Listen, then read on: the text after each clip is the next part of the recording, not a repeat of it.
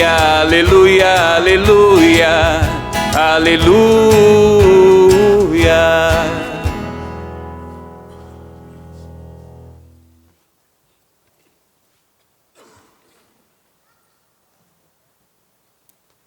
O Senhor esteja convosco. Ele está no meio de nós. Proclamação do Evangelho de Jesus Cristo, segundo Mateus. Glória a vós, Senhor. Naquele tempo, Jesus começou a censurar as cidades onde fora realizada a maior parte de seus milagres, porque não se tinham convertido. Ai de ti, Corazim, ai de ti, Betsaida, porque se os milagres que se realizaram no meio de vós tivessem sido feitos em Tiro e Sidônia, há muito tempo elas teriam feito penitência, vestidos-se de cilício e cobridos-se de cinza. Pois bem, eu vos digo, no dia do julgamento, Tiro e Sidônia serão tratadas com menos dureza do que vós. E tu, Cafarnaum, acaso serás erguida até o céu? Não, serás jogadas no inferno. Porque se os milagres que foram realizados no meio de ti tivessem sido feitos em Sodoma, ela existiria até hoje. Eu, porém, vos digo, no dia do juízo, Sodoma será tratada com menos dureza do que vós. Palavra da salvação. Glória a vós, Senhor. Que as palavras do Santo Evangelho perdoem os nossos pecados. Amém. Louvado seja nosso Senhor Jesus Cristo. Para sempre seja louvado. Irmãos e irmãs, a liturgia sempre nos proporciona e nos dá esta oportunidade de, a partir da liturgia, do Evangelho, da leitura que nós acabamos de ouvir, do Salmo, nós revemos a nossa vida, porque a palavra de Deus ela se atualiza no hoje também da nossa história. E a partir da liturgia de hoje, nós somos também chamados a refletir um pouco sobre a nossa caminhada de fé. Jesus ele censura a cidade onde fora realizada ali a maior parte de seus milagres, porque eles não tinham aberto, não abriram o coração para a conversão, porque os milagres são sinais, mas sinais para a mudança de vida, sinais para que eles pudessem abrir o coração. E por isso que Jesus começa aqui a falar, ai de ti, Corazim, ai de ti, Betsaida, porque se os milagres que se realizaram no meio de vós tivessem sido feitos em Tiro e Sidônia, há muito tempo elas teriam feito penitência. E Cafarnaum, que foi um dos lugares que mais aconteceu milagres, acaso serás erguida até o céu? E aí Jesus continua. Mas nós também tocamos em milagres todos os dias. E o que ainda nos falta para que nós mudemos de vida? Um dos maiores milagres que nós tocamos todos os dias quando nós participamos da Santa Missa é a transformação do pão no corpo do Senhor, do vinho no sangue do Senhor. Este é o maior milagre que nós tocamos e que nós não só tocamos, nós experimentamos na Santa Missa. E o que ainda nos falta para que nós mudemos de vida, para que nós assumamos a nossa fé como católicos? Será que nós somos católicos verdadeiramente? Vivemos como católicos? Assumimos a nossa fé? Ou somos um católico somente só do nome, só do senso?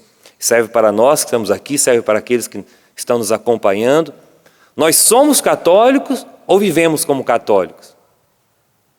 Porque há uma diferença em eu ser católico, eu dizer que eu sou católico, mas eu não vou à igreja. Eu sou católico, mas eu não assumi ainda a minha fé. Eu sou católico, mas eu não rezo nem o terço. Eu sou católico, mas eu não vou à missa nem aos domingos. Sou católico, mas eu não leio a Sagrada Escritura. Somos católicos ou vivemos como católicos? Assumimos a nossa fé? Contentamos-nos com ter a fé ou nos esforçamos por vivê-la? Contentamos-nos com ter a fé? Ou estamos nos esforçando por viver essa fé no nosso dia a dia? Porque no mesmo tempo que Jesus, naquela época, ele censura as cidades onde foram feitas a maior parte dos milagres, porque eles não abriram o coração para a conversão, nos tempos atuais também nós tocamos, eu falei do milagre que acontece no altar, mas nós tocamos em milagre, nós vemos em milagre todos os dias, milagres físicos, de pessoas que são curadas. Quantos testemunhos nós recebemos aqui na Canção Nova? Quantas graças, quantas pessoas curadas, quantos testemunhos talvez na sua família você tem, da sua família, de pessoas que foram tocadas, que foram curadas. Quantas graças eu já recebi na minha casa, na minha família, de pessoas que foram curadas, de pessoas que foram tocadas, mas ainda parece que nós não despertamos que neste tempo, nos tempos atuais, Deus continua realizando a sua obra. A palavra de Deus continua se atualizando, a palavra de Deus continua sendo atualizada e o Senhor continua se manifestando. Mas o Senhor se manifesta principalmente para que nós abramos o coração para a conversão. Porque é melhor que nós entremos no céu com um defeito físico, talvez com uma doença, do que nós nos perdamos, nós sejamos curados e nós nos perdamos aqui.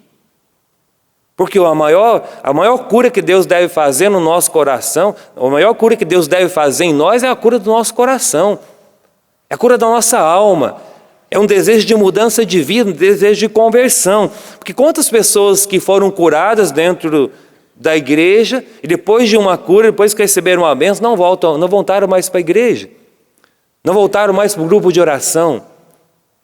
Essa pessoa, ela corre o risco de se perder, porque ela foi atrás somente de uma cura física, mas o Senhor quer mais, o Senhor quer a nossa entrega, o Senhor quer a nossa vida, o Senhor quer o nosso coração. E diante desta leitura de hoje, deste evangelho, o Senhor nos chama a assumir esta postura de homem de Deus. O Senhor nos chama a assumir uma postura e assumir a nossa fé, assumir os mandamentos da lei de Deus, nos tempos atuais. Assumir para valer, mesmo que venham ventos contrários, mesmo que venham guerras contra nós, se levante guerras, como a leitura de hoje. Se levantou guerras, mas o que o Senhor disse para o profeta? Então disse o Senhor a Isaías: vai ao encontro de Acás com teu filho. Depois ele disse mais à frente: procura estar calmo, não tenha medo, nem estremeça o teu coração, por causa desses 2 pedaços de tição fumegante, diante da ira furiosa e assim por diante. Diante das guerras que se levantam contra ti, meu irmão, minha irmã, principalmente se você está buscando ser fiel, e vão se levantar guerras, porque a nossa luta não é contra o homem de carne e sangue, é contra os espíritos malignos espalhados pelos ares. Efésios capítulo 6, versículo 10 seguinte. Mas vão se levantar guerras contra você, principalmente se você procurar ser fiel. Procure estar calmo, confia, finalzinho da leitura de hoje. De resto, se não confiardes, não podereis manter-vos firme. Procure estar calmo, confia, mantém-se firme e perseverante. Mantém-se firme e perseverante no Senhor. É assim que nós vamos conquistando o céu. Porque em Deus a vitória é certa, mas é preciso confiar e ser perseverante. Magnanimidade não se compra, se conquista. E o que quer dizer essa palavra? É a força que nos move a sair de nós mesmos, a fim de nos prepararmos para empreender obras valiosas em benefício de todos. No homem magnânimo não se alberga a mesquinez, não se interpõe a sovinice, nem o cálculo egoísta, nem a trapaça interesseira. Quem começa a calcular, a se poupar, pensando demais se vai ou não vai dar certo, se vai custar muito ou pouco, se haverá tempo, se compensa o esforço, que vantagem terá, esse nunca sairá do acostamento, nunca entrará na estrada grande, nunca sairá da mediocridade e da passividade e chegará ao fim da vida com as mãos vazias. Como diz Provérbios 16, o preguiçoso se julga prudente. nunca cresce na vida espiritual. Quem pensa assim, nunca cresce na vida espiritual. O magnânimo dedica sem reserva suas forças ao que vale a pena. Ele não se conforma com dar, mas dá-se. Essa é a resposta vigorosa à tentação do calculismo. A alma grande é generosa, por isso detesta os vícios dos falsos magnânimos. A vaidade, a ambição, a procura de compensação, ele dá-se sem medida, sem pedir nada em troca. Procura colocar em prática o conselho de Jesus, que a tua mão esquerda não saiba o que faz a direita. Magnanimidade é ânimo grande, alma ampla, onde cabem muitos. No coração do magnânimo não cabem apenas os familiares, os amigos, os colegas, cabem muitos. Tem uma visão larga, enxerga longe, vê um campo enorme para fazer o bem. E aí serve para uma reflexão. Ao pensar no que Deus me pede, fico retraído por medo do sacrifício, sem me lembrar que Deus ajuda as almas generosas e não se deixa ganhar em generosidade? Eu tenho medo de entregar minha vida a Deus? Tenho medo do sacrifício? Tenho medo da cruz? De assumir a minha missão? Tenho medo de assumir o meu ser católico? Tenho medo de assumir para valer a minha missão na minha pastoral, no meu grupo, no meu ministério? Ao pensar no que Deus me pede, eu fico retraído por medo do sacrifício, sem me lembrar de que Deus me ajuda, de que Deus ajuda as almas generosas e não se deixa ganhar em generosidade. Eu tenho fé em que um pequeno ato feito por amor tem um valor grande aos olhos de Deus? Ou eu fico reclamando o tempo todo que nada vai dar certo, que as coisas estão difíceis, que a crise no Brasil não me deixa caminhar, e assim por diante. As dificuldades são para mim um freio ou um motivo e um motivo de desânimo, ou pelo contrário, um desafio que me espicaça a lutar sem perder a confiança em Deus e nos meus companheiros de ideal. Peço a Deus um coração grande, alimentado pelo seu próprio amor, um coração que se assemelhe cada vez mais ao coração de Cristo? Tem esse desejo de me assemelhar a Cristo cada vez mais? Tem esse desejo de ter esse coração grande, semelhante ao coração de nosso Senhor Jesus Cristo? Verdadeiramente eu tenho o desejo de viver a minha vida semelhante ao Evangelho de nosso Senhor? Verdadeiramente eu tenho esse desejo de ser um cristão coerente com a fé que eu assumi no dia do meu batismo?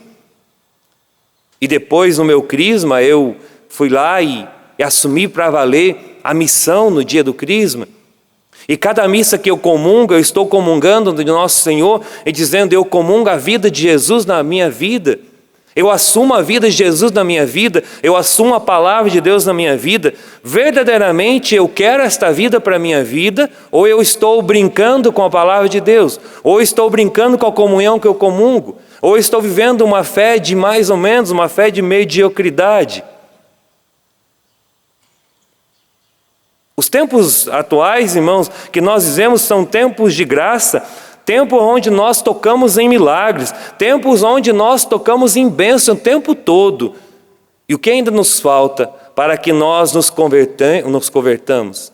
O que ainda nos falta para que nós mudamos de vida? O que ainda nos falta para que nos deixemos tocar pela palavra de Deus? Eu sei que você passa dificuldade, eu também passo dificuldade, a Canção Nova está passando dificuldade, minha família passa dificuldade, sua família passa dificuldade, mas elas não são motivo para que nós nos entreguemos a Deus, para que nos deixemos tocar pela graça de Deus, para que nos deixemos nos envolver cada vez mais pela palavra de Deus. Olhemos para a história dos santos na igreja, olhemos para a história do cristianismo. Foi uma história feita de cruz, de doação, de entrega, mas os homens de Deus, os grandes homens de Deus, grandes mulheres de Deus, eles não desistiram diante das dificuldades. Pelo contrário, fizeram das dificuldades um trampolim para crescerem na comunhão com Deus. Fizeram das dificuldades um trampolim para mergulharem na comunhão com a graça de Deus.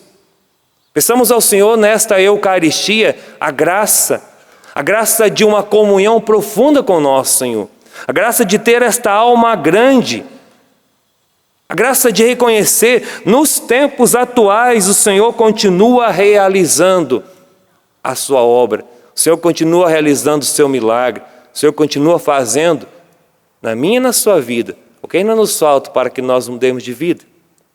Termino com um último questionamento. Quando sinto a tentação de ser normal, de ser como todo mundo, procuro lembrar de que o modelo do cristão é Cristo e que o ideal normal da vida cristã é o que Ele nos propõe no Evangelho?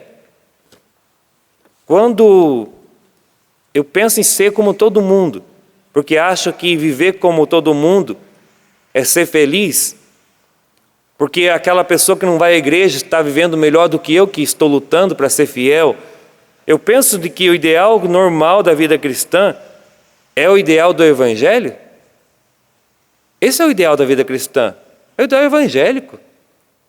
É o ideal de entregar a vida, de morrer pelo irmão, de assumir a cruz todo dia.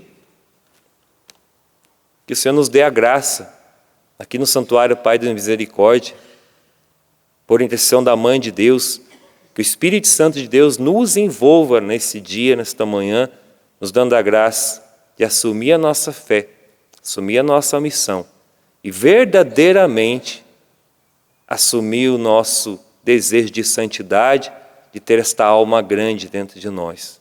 Louvado seja nosso Senhor Jesus Cristo. Para sempre seja louvado.